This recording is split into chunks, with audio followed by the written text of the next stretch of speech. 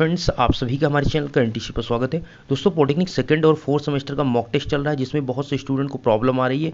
अर्थात किसी का कुछ यहाँ पर पासवर्ड इनकरेक्ट बता रहा है, छोटी छोटी ये प्रॉब्लम है। उसको लेकर मैंने कल जब टेलीग्राम पर और परसों भी टेलीग्राम पर मैसेज किया कि क्या आपका मॉक टेस्ट हो रहा है, क्या आपने रजिस्ट्रेशन किया, तो उसको लेकर मैसेज इंस्टाग्राम पर बहुत से स्टूडेंट ने किया और साथ में फ़ोटो भी अपने क्लिक करके भेजी कि सर ऐसी सी समस्या आ रही, किसी का पासवर्ड या आईडी इनकरेक्ट बता रहा है, किसी का मॉक टेस्ट नहीं हो पा रहा है, ठीक है, किसी का वहाँ पर लॉक्ड बता रहा है। तो ये सारी समस्याएं थी, तो उन्होंने मैसेज किया और बहुत से स्टूडेंट को मैंने रिप्लाई दिया। अगर आपका भी ऐसे कुछ समस्या है तो डिस्क्रिप्शन में आपको इंस्टाग्राम का लिंक मिलेगा, वहाँ से आप जाकर डायरेक्टली हमें मैसेज कर सकते हैं, मैं आपको वहाँ पर रिप्लाई जरूर दूंगा। ओके, अब बात यहाँ पर आ जाती है दोस्तों, ये इनकरेक्ट क्यों बता रहा है। छोटी छोटी बातें हैं, उनको मैं मेंशन करूँगा, एक दो और आपकी समस्या है, ठीक है। और अगर आपको इस वीडियो में कोई समस्या आपको लगता है कि मेरी समस्या नहीं हुई, तो आप कमेंट में या फिर हमें इंस्टाग्राम पे मैसेज कर दीजिएगा।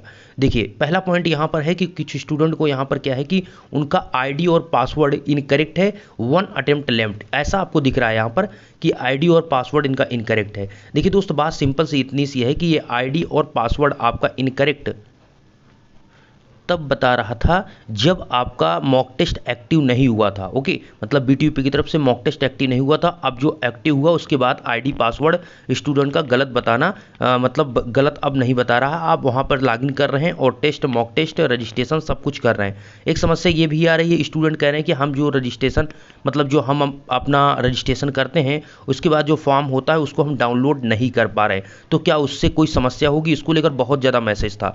तो दोस्तों, मैं आपकी जानकारी के लिए बता दूं, उसकी आपको कोई भी उससे कोई समस्या नहीं होगी। अर्थात जो आप रजिस्ट्रेशन अपना कर रहे हैं वो रजिस्ट्रेशन प्रोसेस जैसे कि आप रजिस्ट्रेशन करते हैं कैसे, आप यूराइस पोर्टल पर जाते हैं, ऑनलाइन एग्जामिनेशन लिंक पर क्लिक करते हैं और वहां पर क्लिक करने के बाद जस्ट आप वहां से अपना जो आपको मिला हुआ है ये आपकी आईडी, ठीक है, जो कि इनरोलमेंट नंबर ही है आपका, ओके, और पासवर्ड दोनों को फिलअप करने के बाद आप जब अपना फोटो देते हैं, ठीक है। रजिस्ट्रेशन क्या है, मेन इंपॉर्टेंट वही है कि अपना पहले आप देख लीजिए डिटेल, अपना नेम, अपना ईमेल आईडी और अपना नंबर, सारी चीज़ें सही हैं तो आगे आप बढ़कर अपनी 2 फोटो वहाँ पर देंगे। जैसे कि आपका फ्रंट से 2 फोटो आप दे देंगे, उसके बाद आगे वो रजिस्ट्रेशन कंप्लीट हो जाता है। उसके जस्ट बाद जो आगे आप बढ़ते हैं वो होता है मॉक टेस्ट। ओके, तो वहाँ पर डाउनलोड करने की कोई जरूरत नहीं है, उससे कोई समस्या भी आपको नहीं होगी, ठीक है। तो बस आपको एक रजिस्ट्रेशन करना है और मॉक टेस्ट देकर फाइनली सबमिट कर देना है। दूसरा क्वेश्चन आपका बहुत बड़ा ये रहता है दोस्त, ये भी मैं आपको यहाँ पर मेंशन करूंगा, ये भी कुछ स्टूडेंट को समस्या है।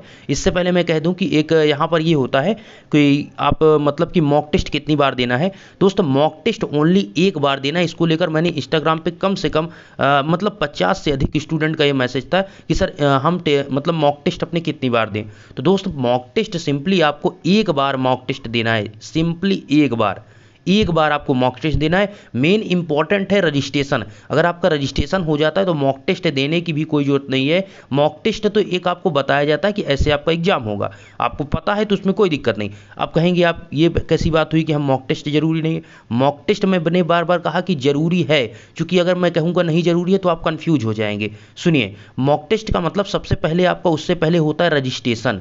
क्या होता है दोस्त, रजिस्ट्रेशन होता है और प्लस आपका मॉक टेस्ट होता है, ठीक है। तो रजिस्ट्रेशन क्या है, रजिस्ट्रेशन वो है जब आप बीटीयूपी एग्जाम, बीटीयूपी यूपीबीटी एग्जाम.in या फिर आप यूराइस पोर्टल पर डायरेक्टली जाकर वहां से लॉगिन करके अपना जो इनरोलमेंट नंबर है, आपका आईडी है और पासवर्ड जो कि बीटीयूपी की तरफ से मिला हुआ है, उसको दोनों को फिलअप करने के बाद जो अपना आप 2 फोटो वहां पर देते हैं वो आपका रजिस्ट्रेशन होता है। वो क्या होता है, रजिस्ट्रेशन, वो सबसे इंपॉर्टेंट है। अगर अपना आप रजिस्ट्रेशन नहीं करेंगे तो आप पेपर नहीं दे पाएंगे, बात क्लियर है। क्योंकि जब तक आपकी दोनों फोटो के माध्यम से बीटीयूपी नहीं समझ पाएगा कि इसी स्टूडेंट को एग्जाम देना है, तब तक वो आपको एग्जाम नहीं देने देगा, ठीक है। और एक चीज ध्यान रहे, जब आप अगर ये रजिस्ट्रेशन नहीं कर पाएंगे तो आपका 2 तारीख तक आप रजिस्ट्रेशन कर लीजिए।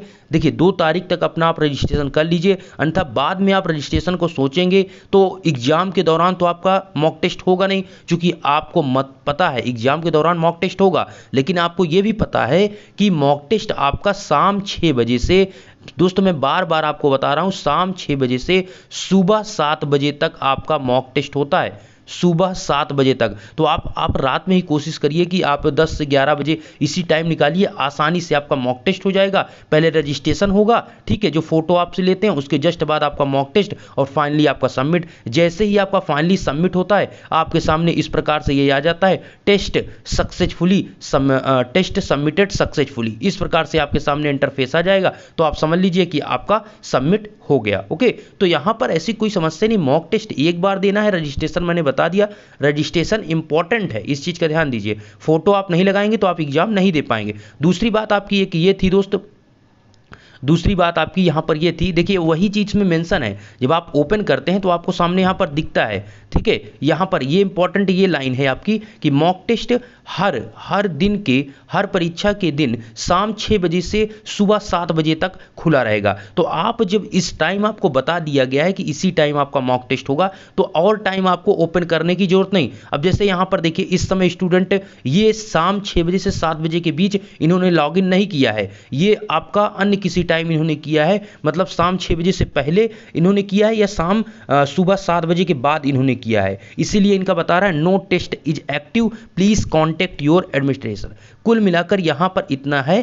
कि यहां पर टेस्ट इस समय एक्टिव नहीं है, तो आपको शाम 6 बजे से सुबह 7 के बीच अपना मॉक टेस्ट, पहले रजिस्ट्रेशन होगा फिर आपका मॉक टेस्ट हो जाएगा। एक दिन आप समय निकालिए, आसानी से आपका हो जाएगा। वैसे मैक्सिमम स्टूडेंट का यहाँ पर चीज़ें हो रही। एक क्वेश्चन और था दोस्त, जैसे कि कोई स्टूडेंट एग्जाम देता है तो मोबाइल से एग्जाम देता है, तो एक स्टूडेंट का कमेंट था कि सर हम मोबाइल से एग्जाम देते हैं तो हमारा इंटरफेस इस प्रकार से दिखेगा, छोटा दिखेगा। तो हाँ भाई, आपका जो आप जब मोबाइल से अपना एग्जाम देंगे तो आपको थोड़ा ये समस्या ये रहती है कि मतलब स्क्रीन आपकी जो रहेगी इतना ही आपको वहाँ पर रहता है, ठीक है, जैसे कि आप इंटरफेस बहुत ज़्यादा क्लियर आपको नहीं दिख रहा होगा, कहने का मतलब इतना ही आपका यहाँ पर रहता है, ये ठीक है, इतना आपका रहता है। इसी में आपको यहाँ पर स्क्रॉल करके इसी को, ये आपको दिखिए, इस साइड में आपको ऑप्शन दिख रहे हैं, इस साइड में आपको ऑप्शन दिख रहे हैं आपके, ठीक है, और इस साइड में आपको यहाँ पर ये देखिए क्वेश्चन नंबर 2 या 3 कुछ है, ठीक है, इस प्रकार से क्वेश्चन होगा। इसी को आप ऊपर नीचे करते जाएंगे और या फिर साइड में ऊपर करेंगे, ठीक है, ऊपर नीचे करते जाएंगे, या फिर इसी पर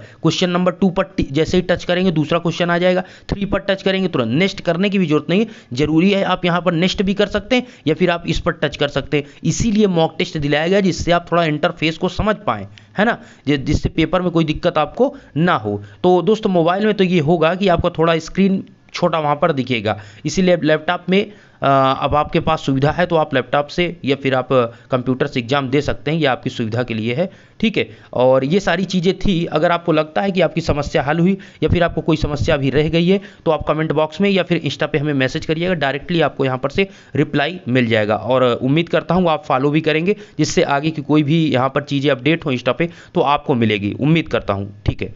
धन्यवाद।